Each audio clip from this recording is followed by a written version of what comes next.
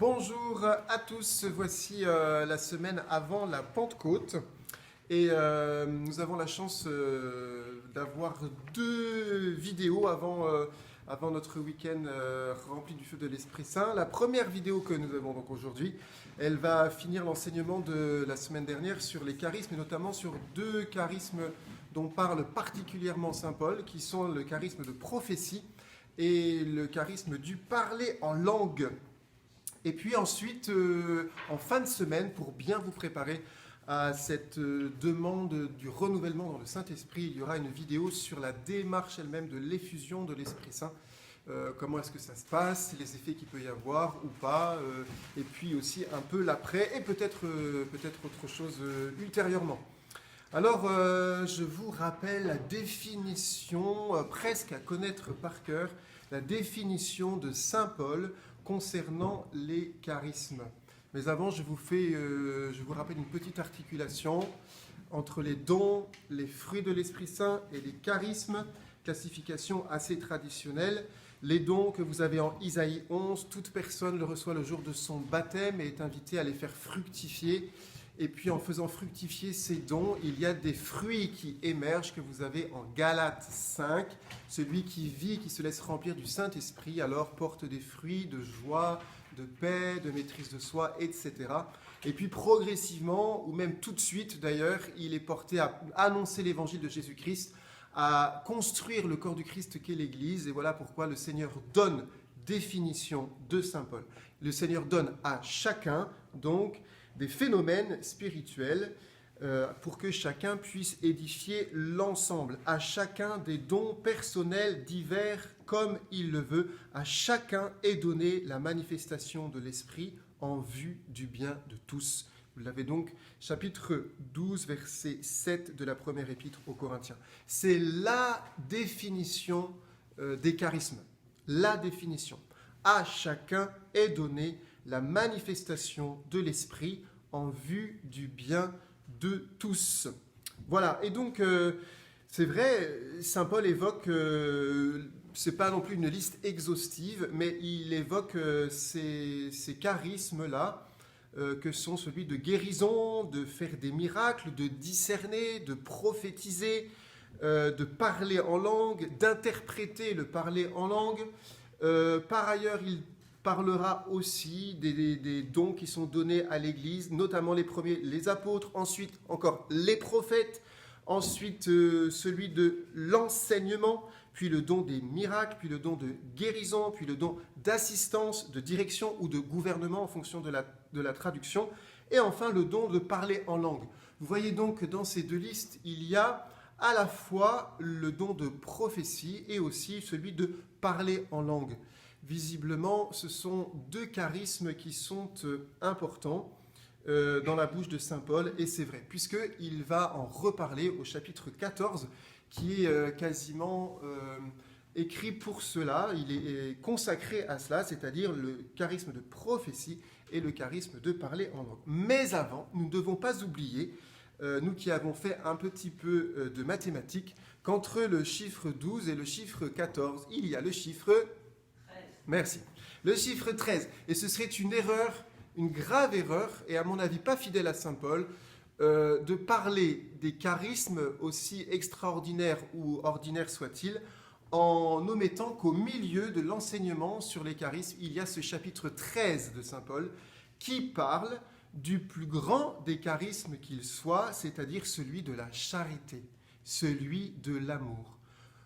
En fait, Saint Paul, à travers, je pense, la construction de cette lettre, était-ce conscient ou pas dans son enseignement? En tout cas, nous l'avons comme ça, et donc c'est important, parce que le Saint-Esprit nous parle.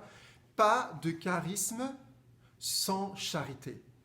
Le cœur de tout charisme, aussi petit ou aussi grand soit-il, le cœur doit être la charité. Quand bien même, et vous connaissez ce texte que je ne vais pas vous dire, même si les plus grands acteurs pourraient le dire avec brio, mais on doit le connaître, on l'entend à tous les mariages. Quand bien même je parlerai en langue, celle des hommes et celle des anges, s'il me manque l'amour, je suis un métal qui résonne. C'est donc, selon saint Paul, la voie supérieure à toutes les autres voies, celle de l'amour. La voie supérieure à toutes les autres voies. Verset 31 du chapitre 12, il dit ceci. Ayez pour ambition les dons les meilleurs. Voyez, alors nous les chrétiens qui lisons l'Écriture, saint Paul nous invite à avoir pour ambition, dans son enseignement sur les charismes, nous devons avoir pour ambition les dons, les charismes les meilleurs. Et il dit, le meilleur, je vais vous en montrer la voie, eh bien c'est celui de la charité, celui de l'amour, infiniment supérieur. Attention, ça ne veut pas dire que il faut juste dire, moi j'aime et puis les autres charismes, non. Parce qu'on a un petit peu fait dire cela à saint Paul, ce qui n'est pas juste. Il dit que nous devons aspirer, avoir pour ambition les charismes, mais sans oublier la voie supérieure qui est celle de la charité. Donc ça veut dire il faut exercer les dons du baptême, exercer les fruits, exercer les charismes pétris de charité et d'amour. Au chapitre 14, alors, il le redit. Recherchez l'amour et ayez pour ambition les phénomènes spirituels. Ayez pour ambition les charismes, les dons spirituels.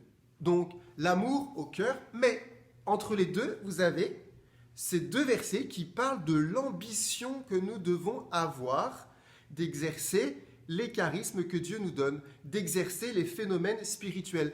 Pour qui? Mais comme vous êtes pétris d'amour pour les autres, eh bien pour les autres, pour l'édification de l'Église, c'est-à-dire à la fois des charismes, c'est le bruit du Saint-Esprit, à la fois des charismes qui vont parler à ceux qui sont déjà croyants, ça c'est le charisme de prophétie, et un charisme aussi qui peut toucher le cœur des incroyants en les percutant, ça ce sont le charisme du parler en langue, on pourrait dire les charismes du parler en langue, puisque vous avez deux sortes, deux catégories de parler en langue, qui sont la xénolalie et la glossolalie. La xénolalie, c'est ce que vous avez dans les Actes des Apôtres, lorsque les apôtres parlent un langage qui leur est étranger, et puis d'autres entendent parler dans leur propre langue.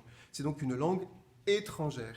Et puis vous avez la glossolalie, c'est-à-dire ce qui est défini ici, c'est une langue que seul Dieu comprend et que les hommes ne comprennent pas. Et donc, vous avez ces deux charismes particuliers, chers dans le cœur de saint Paul, visiblement chers dans la communauté de Corinthe, puisqu'il y avait comme une sorte de surenchère des charismes entre ceux qui voulaient beaucoup parler en langue, un peu dans le désordre, et puis ceux qui du coup aussi voulaient prophétiser un peu dans le désordre. Donc lui a écrit cette lettre, en tout cas ces chapitres, pour remettre de l'ordre. Mais attention qu'en voulant mettre de l'ordre, c'est un peu ce qui peut nous arriver dans toute période de l'Église, en voulant remettre de l'ordre, nous sommes invités à ne pas étouffer le Saint-Esprit. C'est-à-dire, l'ordre que nous mettons, c'est précisément pour que le Saint-Esprit puisse s'exprimer dans notre vie chrétienne et dans l'Église. Encore une fois, je le dis, parce qu'il va nous remplir de ses dons et que nous allons porter des fruits et que nous allons exercer les charismes. Deux charismes particuliers alors, celui de la prophétie.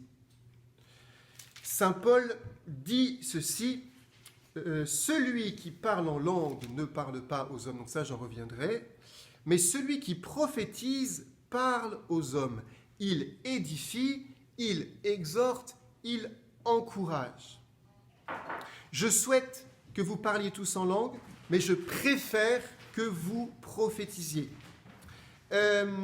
Donc, saint Paul est en train de dire, je souhaite que vous parliez en langue, je souhaite que vous parliez tous en langue, mais je préfère que vous prophétisiez. Je ne sais pas si on réalise ça.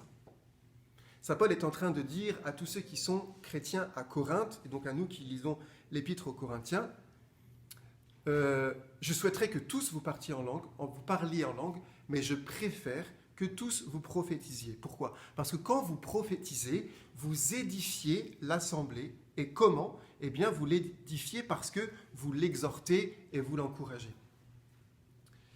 Et vous voyez, quand je vois à différents endroits cette évocation du charisme de prophétie, alors je me pose la question, où est le charisme de prophétie dans nos assemblées et dans l'Église? Où est-ce que nous exerçons le charisme de prophétie?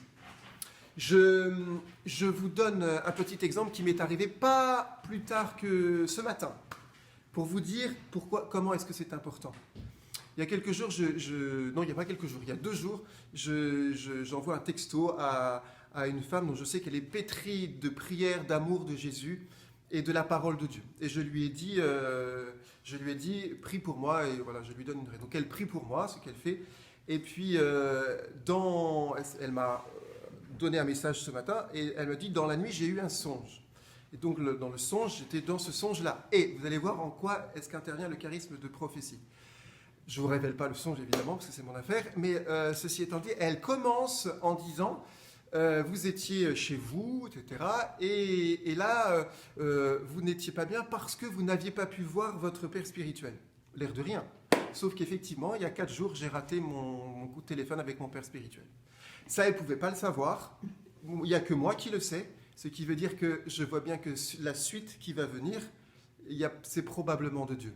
Voilà, donc je prête attention parce que par ce charisme de prophétie, alors peut-être qu'elle, elle ne le sait même pas, en tout cas par cet acte, cette parole, ce songe prophétique, en fait, eh bien le Seigneur veut me parler à travers elle. Voilà, c'est tout simple, c'est tout bête, c'est juste le Saint-Esprit au quotidien. Voilà.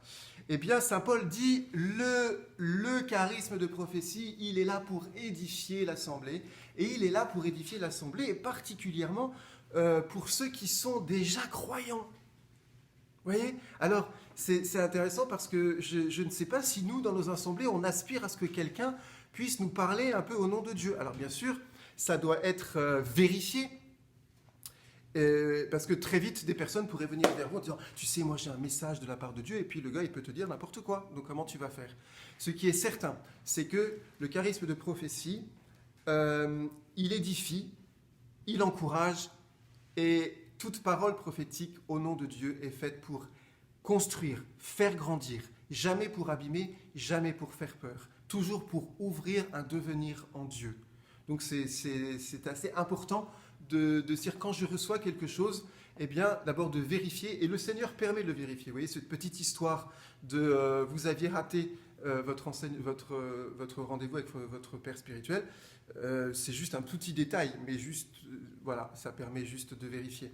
Ensuite, dans ce charisme de prophétie, il est dit aussi au verset 32 du chapitre 14, le prophète est maître de l'esprit prophétique qui l'anime. C'est-à-dire, en fait, c'est pas juste quelqu'un qui dit « Ouais, moi, il faut que j'entende de Dieu, etc. » En fait, on peut aussi retenir, il faut aussi discerner, il faut peut-être parfois, si je n'ai pas l'habitude, vérifier auprès d'un accompagnateur spirituel, auprès de quelqu'un qui a l'habitude des charismes, pour ne pas se lancer et dire à tire-larigot des paroles, des visions au nom de Dieu que nous aurions reçues. Non, non.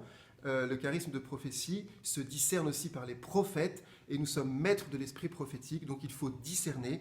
Et en tout cas, nous discernons dans le fait de savoir est-ce que ça édifie l'autre, est-ce que ça lui fait du bien, et il faut le faire avec amour et humilité, comme tous les autres charismes. Enfin, vient ce deuxième charisme dont il est question dans le chapitre 14, qui est celui du parler en langue. Ce parler en langue qui nous est un peu, même si c'est un peu moins, mais qui nous est étranger, alors définition du parler en langue, chapitre 14, verset 2, celui qui parle en langue ne parle pas aux hommes, mais à Dieu. Personne ne le comprend, sous l'inspiration, il énonce des choses mystérieuses. Je prierai inspiré, c'est-à-dire dans l'Esprit Saint, par l'Esprit, mais je prierai aussi de façon intelligible. Je chanterai inspiré, c'est-à-dire par le Saint-Esprit, mais je chanterai aussi de façon intelligible. Voilà, ça veut dire que le parler en langue n'est pas intelligible, et il s'agit de parler à Dieu dans un langage que seul Dieu connaît. Très déstabilisant pour nous, les Occidentaux, qui avons besoin de tout comprendre et de tout mettre dans notre petite boîte qui s'appelle la raison. Or, eh bien, saint Paul dit bien, c'est normal de parler de façon intelligible, mais nous sommes aussi invités à prier de façon inintelligible. Chanter aussi de façon inspirée, c'est-à-dire par le Saint-Esprit. Celui qui gémit en nous, qui a des gémissements ineffables, dira aussi saint Paul, des gémissements ineffables pour dire « Abba, Père ». Ah, c'est très compliqué parce qu'en fait, il faut oser parler et dire quelque chose que tu ne comprends pas. Mais pire encore, le plus terrible encore, le terrible des terribles, c'est de parler et que les autres ne comprennent pas. C'est terrible parce qu'en fait, tu as le danger qu'on te prenne pour un taré. Voilà pourquoi, dans bon nombre de confessions qui adhèrent au parler en langue, on considère que c'est le premier des charismes. Vous savez pourquoi ? C'est le premier des charismes parce qu'en fait, il nécessite beaucoup d'humilité pour affronter le regard des autres et les oreilles des autres et oser parler en langue ou chanter en langue.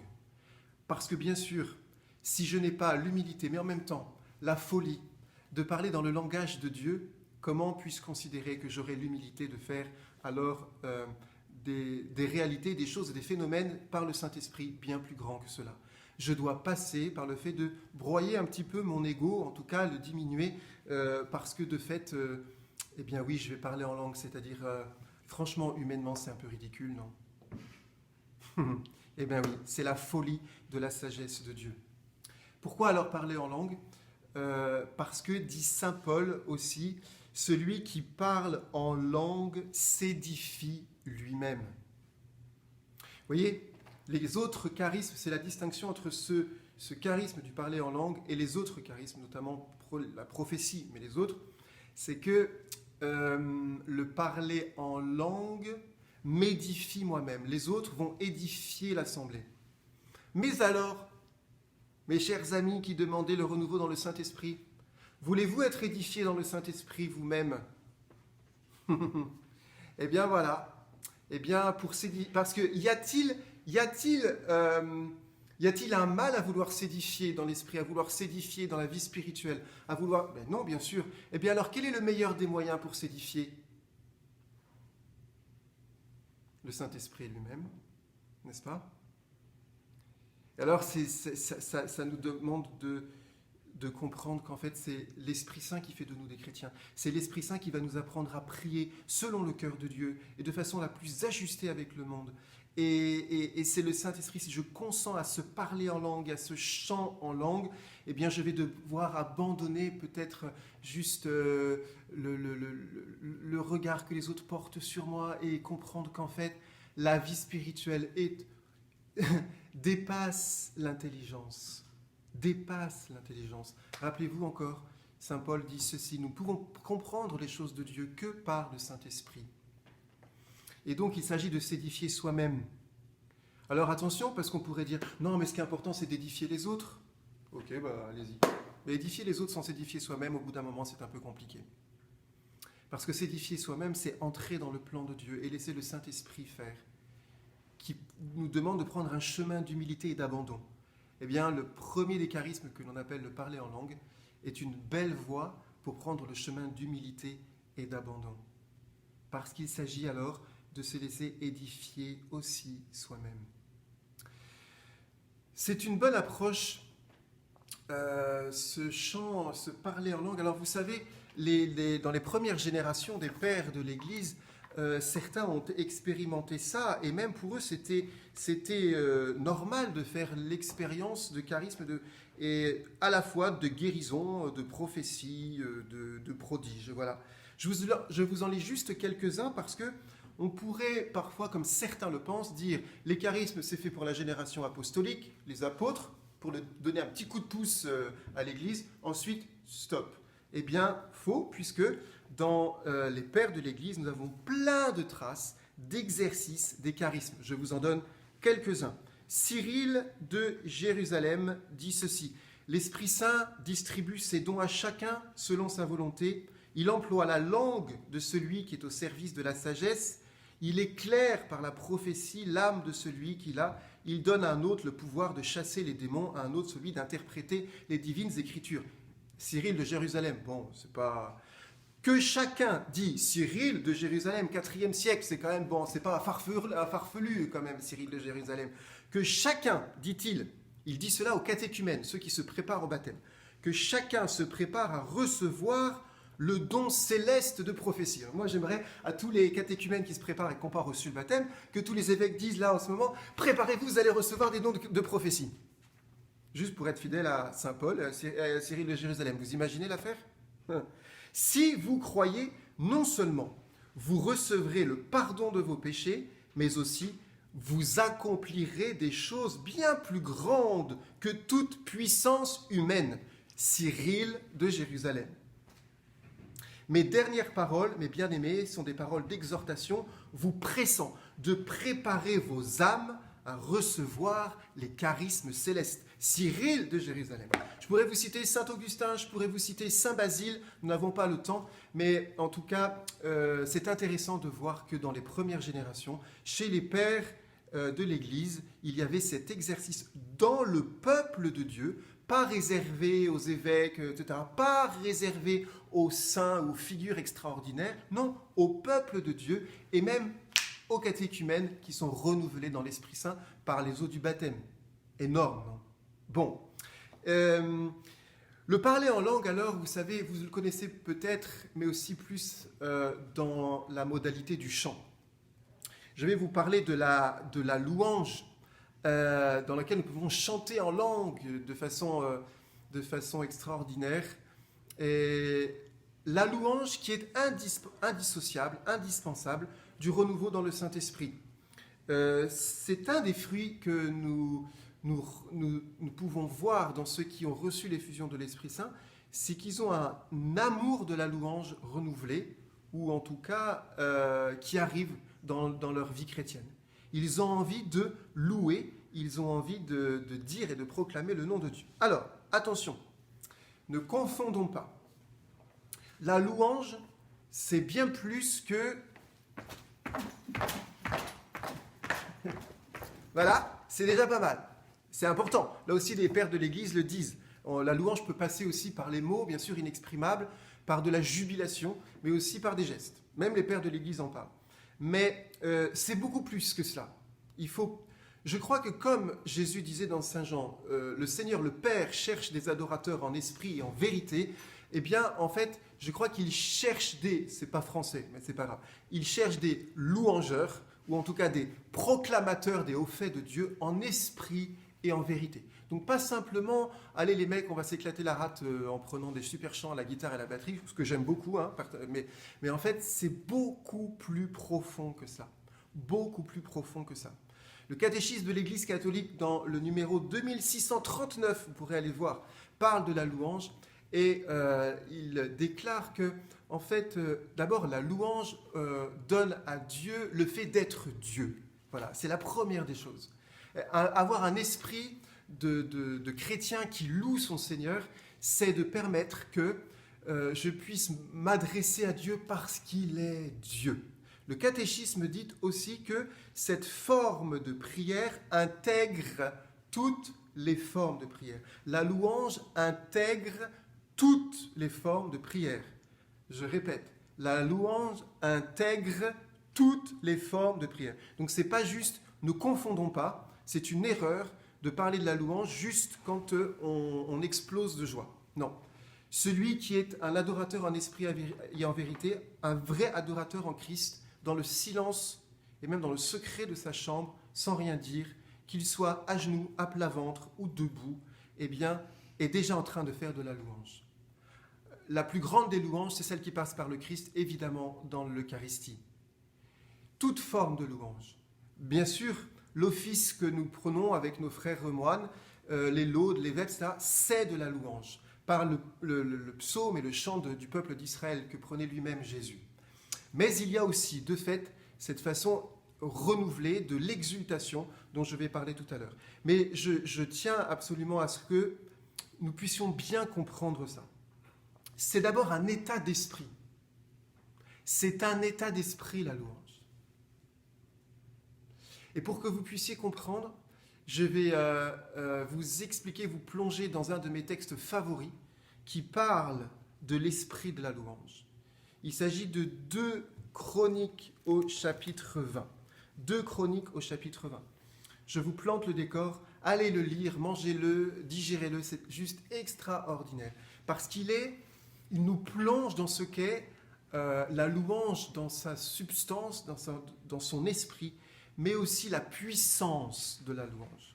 Le roi Josaphat doit partir faire la guerre avec le peuple d'Israël, mais il s'aperçoit que ses ennemis sont plus nombreux. Alors, évidemment, il a un petit peu peur. Josaphat eut peur. Je pourrais m'arrêter là-dessus. Parce qu'en fait, la louange va le faire entrer dans la puissance de Dieu pour anéantir la peur. Combien de fois, allez voir dans l'Écriture, combien de fois il nous est dit que alors c'est Saint Paul qui dit ça, nous n'avons pas reçu un esprit de timidité ou même un esprit de peur, mais un esprit de force. Combien de fois est-ce qu'on entend dans l'Écriture aussi « Sois fort et courageux, sois fort et courageux ». La peur n'est pas de Dieu. Josaphat, le premier réflexe humain, il a peur. Le premier réflexe devant une situation, une difficulté, un combat, c'est la peur. Mais heureusement, il va nous apprendre ce que c'est que la louange. Alors que fait-il ? Ah, première chose, il a un problème, eh bien, plutôt que d'aller voir Simone, Gérard ou Popol, eh bien, il va voir le Seigneur. C'est-à-dire, voilà, c'est ça la louange. Un homme ou une femme qui est pétri de louange, c'est quand tu as une difficulté, plutôt que d'aller en parler à ton meilleur pote, tu vas en parler d'abord à Jésus-Christ, parce qu'en fait, c'est lui, ton ami. C'est ce qu'il fait. Il a peur, mais il décide de consulter le Seigneur. Il proclame un jeûne. C'est-à-dire, tout l'être se met dans la présence de Dieu. C'est ça la louange.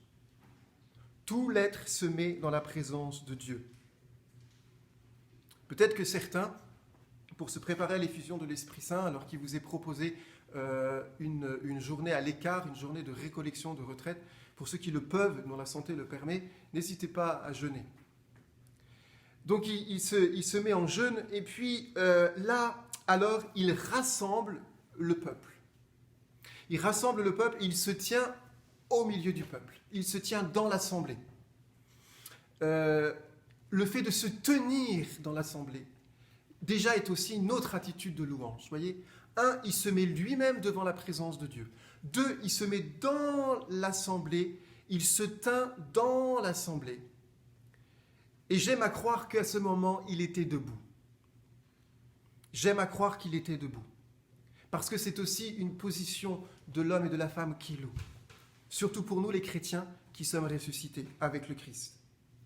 Et puis voilà, il commence. Alors il ne commence pas par faire « Ouais les gars, on va gagner ». Non, il commence à proclamer Dieu. Seigneur, Dieu de nos pères, n'est-ce pas toi qui es le Dieu dans les cieux et toi qui domines sur tous les royaumes des nations.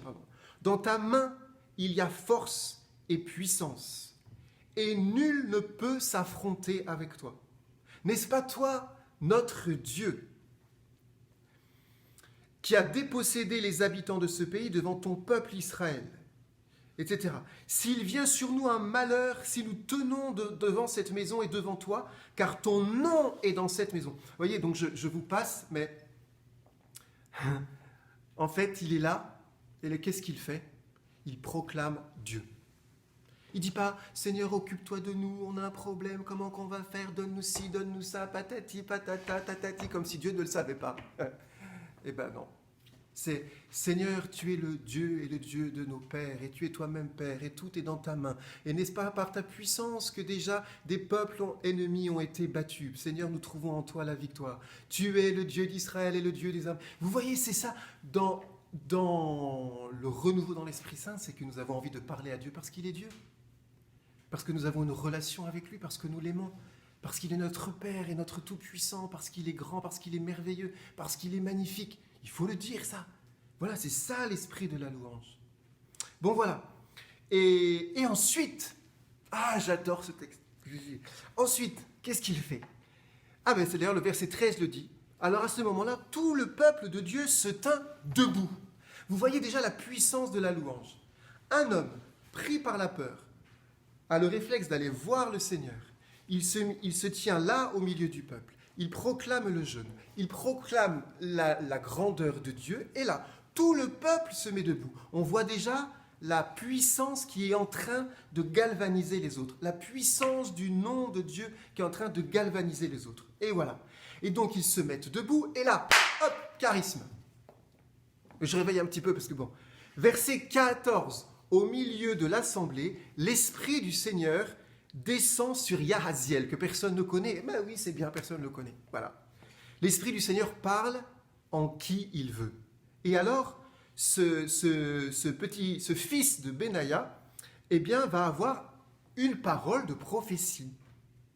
Ne craignez pas et ne vous effrayez pas devant cette multitude nombreuse de vos ennemis, car cette guerre n'est pas la vôtre, mais celle de Dieu. Voilà, donc il rassure, vous voyez, ce que je vous disais tout à l'heure. Il est en train de rassurer au nom de Dieu, d'édifier, de fortifier, et puis il continue. Descendez contre eux.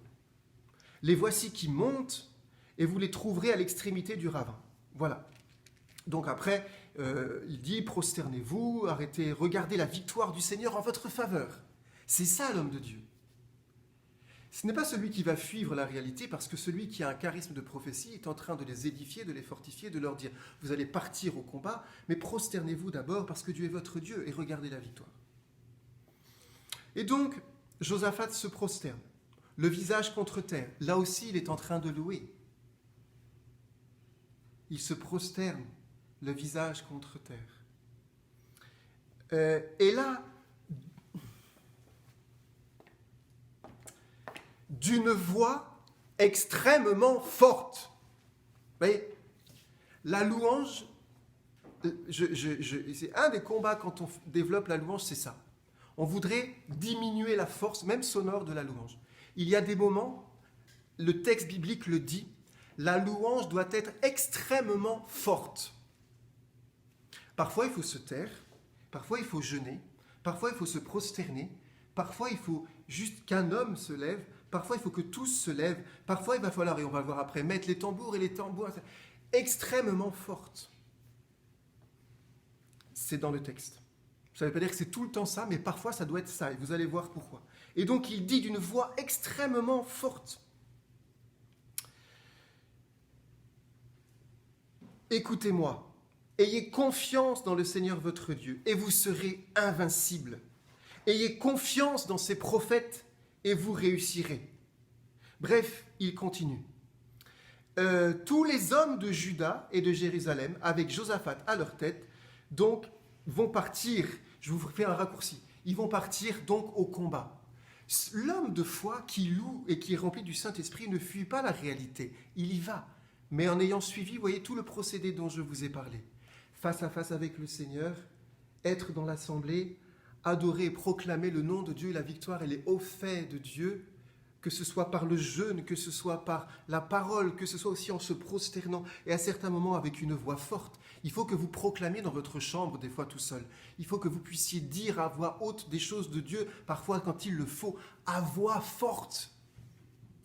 Et puis, alors ils partent. Et quand ils partent à la guerre le lendemain, le texte nous dit ceci, qu'ils ont mis devant, alors les harpes, les sithars, ils ont mis les Lévites et tous les fils qui proclamaient la louange de Dieu. C'est intéressant. Devant l'armée, ils mettent les chantres et les Lévites. Et le texte dit ceci, le texte déclare que, alors qu'ils avancent, à force de trompettes, de sithars et de lyres, les adversaires qui sont là vont se battre eux-mêmes, et du coup le peuple d'Israël n'aura pas à combattre l'adversaire. Et là, c'est un enseignement puissant, parce qu'en fait, nous comprenons que nous devons mettre la louange de Dieu, y compris parfois forte, devant notre façon de combattre l'adversité ou des difficultés. La louange, y compris parfois, les instruments doivent passer devant. Pourquoi ? avec force et puissance. Pourquoi? Il y a deux vertus à cette louange. La première, c'est qu'elle fait peur à l'ennemi.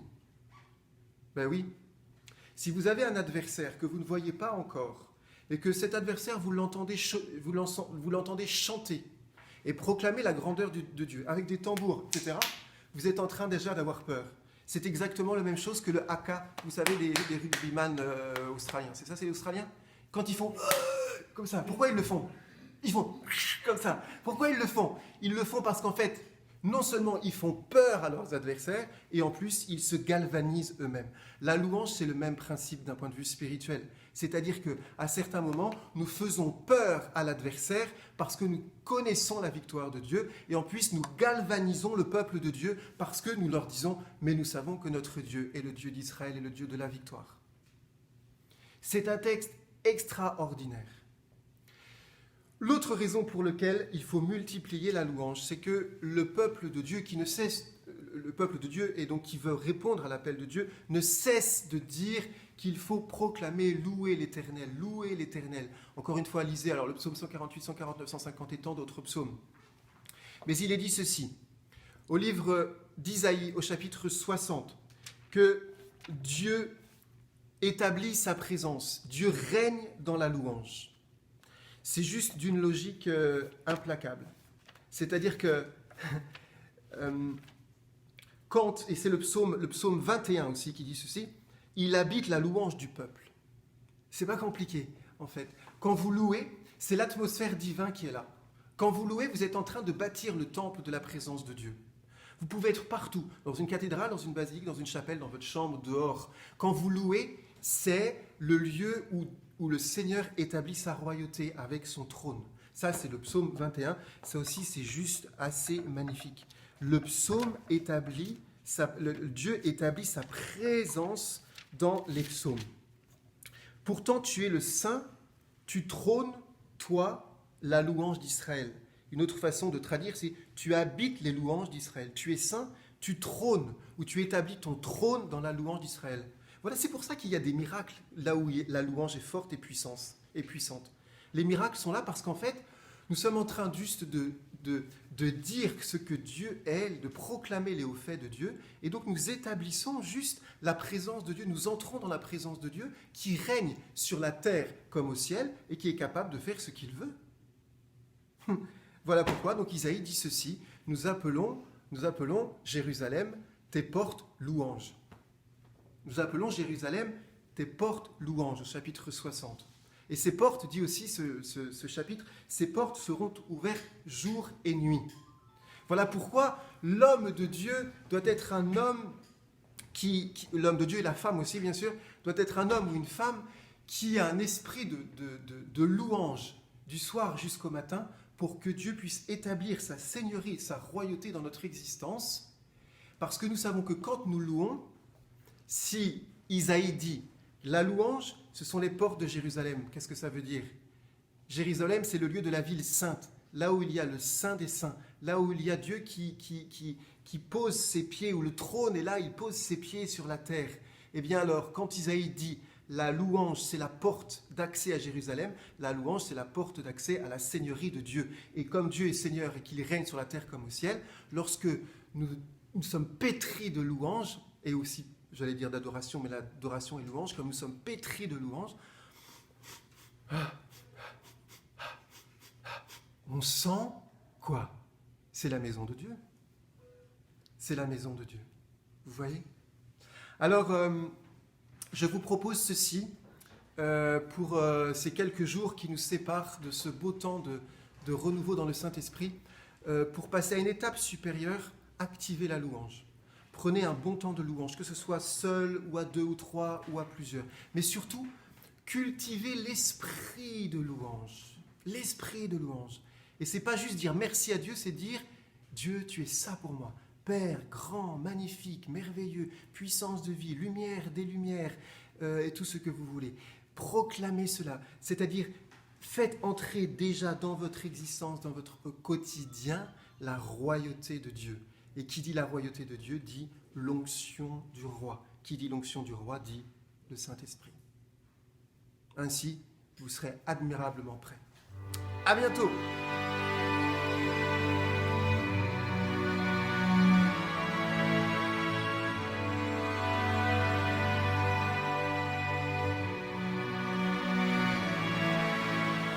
Ô Dieu créateur, là au départ, en avant le début des temps.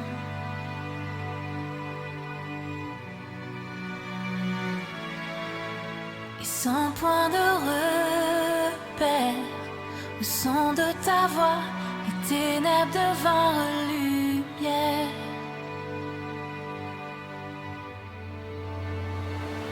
Et quand tu pars, 100 milliards de galaxies voient le jour. Et les planètes sont façonnées par ton son. Si les étoiles t'adorent, je t'adorerai. Je vois ton cœur dans tout ce que tu as fait. Chaque étoile qui brille témoignant de ta grâce. Si la création te loue, je te louerai.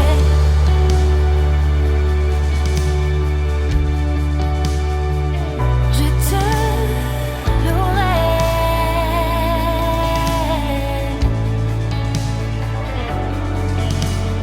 Ô Dieu de promesses, ta parole est vraie, aucun mot n'est vide ou futile.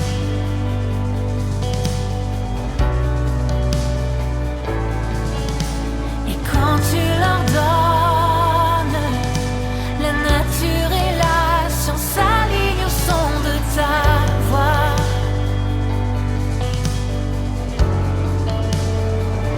Et quand tu pars, 100 milliards de créatures prennent vie en évolution vers tout ce que tu dis. Si elle parle de ta nature, j'en parlerai. Je vois ton cœur dans tout ce que tu as dit. Les couleurs du ciel, une œuvre de ta grâce. Si la création te suit, je te suivrai.